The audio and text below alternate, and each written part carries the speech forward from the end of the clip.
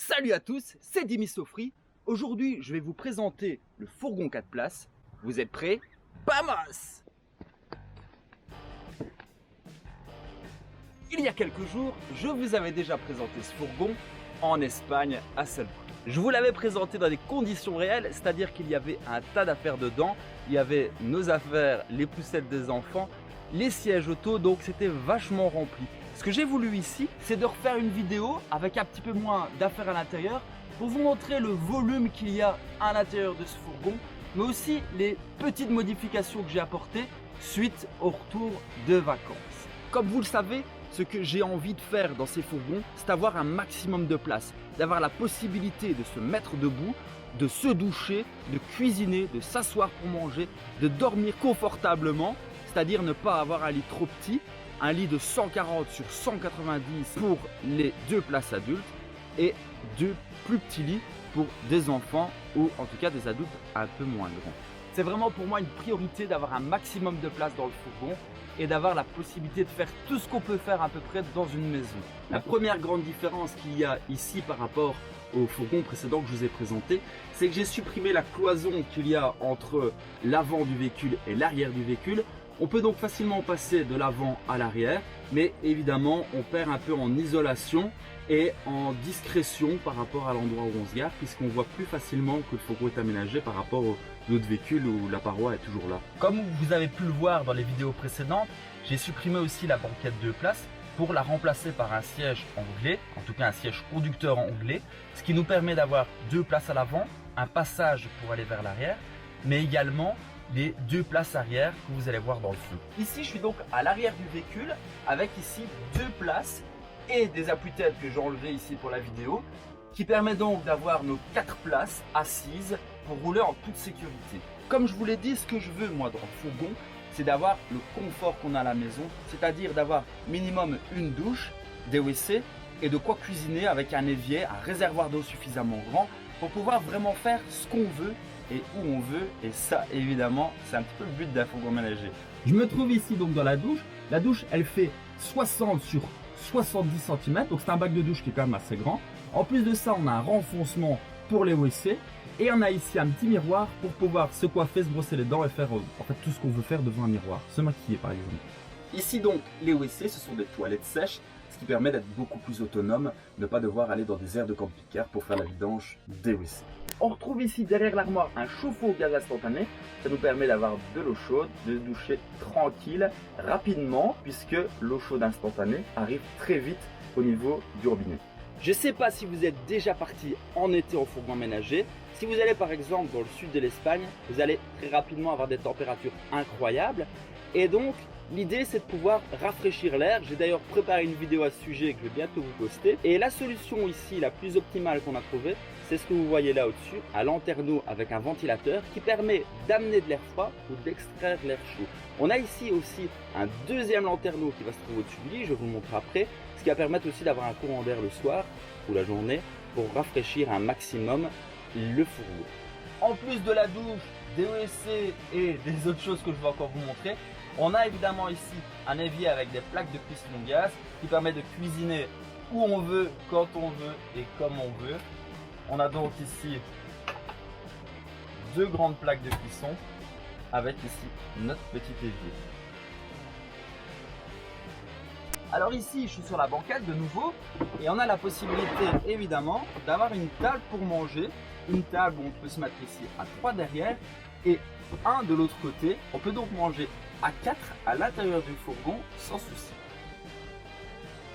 Si vous êtes nouveau sur ma chaîne, vous vous demandez peut-être où est le lit de 140 sur 190, alors je vais vous montrer ça tout de suite. Le lit est monté sur vérin avec les boutons que vous voyez ici derrière moi, ce qui permet de monter et de descendre le lit, mais ce qui permet aussi de le mettre à niveau.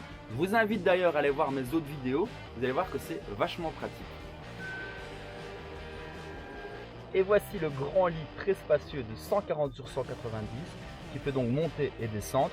Vous n'êtes pas obligé d'enlever les draps ni les oreillers puisque le lit remonte tout pile à la hauteur pour pouvoir tout laisser dans le lit. Donc c'est un lit qui est fixe mais qui peut monter et descendre.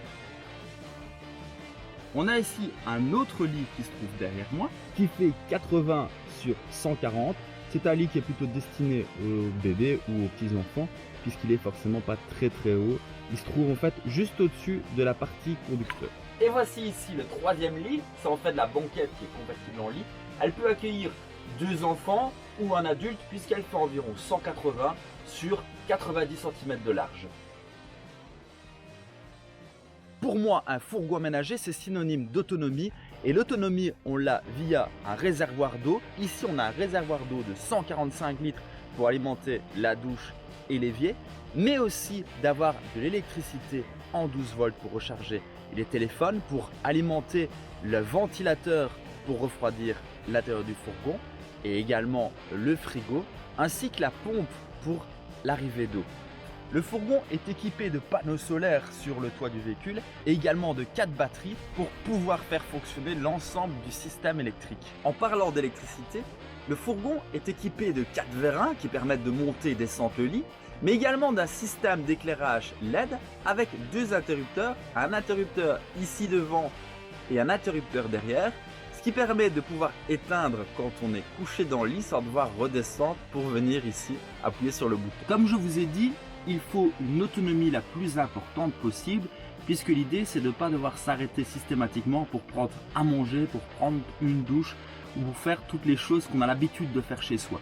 J'ai donc décidé ici de mettre un frigo relativement grand pour pouvoir avoir une quantité de nourriture importante et pas devoir forcément dépendre de ça. Le frigo se situe ici en dessous de la table. C'est un frigo à compression, c'est-à-dire qu'il ne fonctionne qu'aux 12 volts. Il est très peu énergivore et peut fonctionner même si on est garé en pente. Il possède beaucoup de rangements ainsi qu'un petit congélateur ici en haut. Il est également équipé de prises. Ici on a des prises USB ainsi qu'une prise 12 volts et on a également des prises supplémentaires de l'autre côté ici et là. Ce fourgon est un fourgon H2L2, c'est-à-dire qu'il fait un peu moins de 6 mètres de long, mais néanmoins, il y a énormément de rangements, comme cette armoire qui se situe ici derrière. Des armoires ici en dessous de l'évier.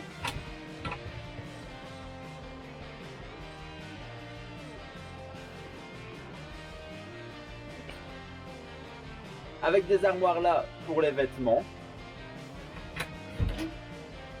Et une armoire ici à l'entrée du fourgon qui me permet par exemple de mettre des bouteilles d'eau et c'est franchement assez pratique. Et il ne faut pas évidemment oublier le coffre avec un tas de possibilités de rangement avec différents compartiments, ce qui permet par exemple de mettre des caisses pour pas avoir trop de choses à déballer quand on cherche quelque chose par exemple. On va retrouver ici à l'extérieur une trappe pour mettre l'eau, le réservoir de 145 litres, avec ici un cadenas pour éviter que des gens aillent mettre d'autres choses que de l'eau à l'intérieur du réservoir. À côté de ça, ici, il y a une prise pour se raccorder aux 230 volts afin d'avoir des prises à l'intérieur du fourgon. Et ces prises, on va en retrouver une à l'intérieur de cette armoire et une autre dans l'armoire en dessous de l'évier. L'ensemble du système électrique et électronique, tout ce qui gère les vérins et le système d'éclairage, se situe en dessous du siège ainsi que les batteries qui alimentent le circuit électrique. J'avais aussi envie d'un certain confort quand on conduit. J'ai donc ajouté ici un lecteur MP5 qui permet de se connecter avec son téléphone pour pouvoir voir le GPS, écouter de la musique et faire tout ce que vous avez envie. Ainsi qu'ici, une caméra de recul, ce qui est un peu plus pratique quand on veut se garer, même si le fourgon n'est quand même pas si grand que ça. Comme toujours, si vous avez des questions ou des commentaires, n'hésitez pas à laisser un message sous cette vidéo ou sur ma page Facebook Dimi Sofri et je me ferai un plaisir de vous répondre. J'espère que vous avez aimé la vidéo. N'hésitez pas à l'aimer, à vous abonner et à la partager pour en connaître plus sur nos fourgons, sur nos projets et sur la liberté. Hasta luego!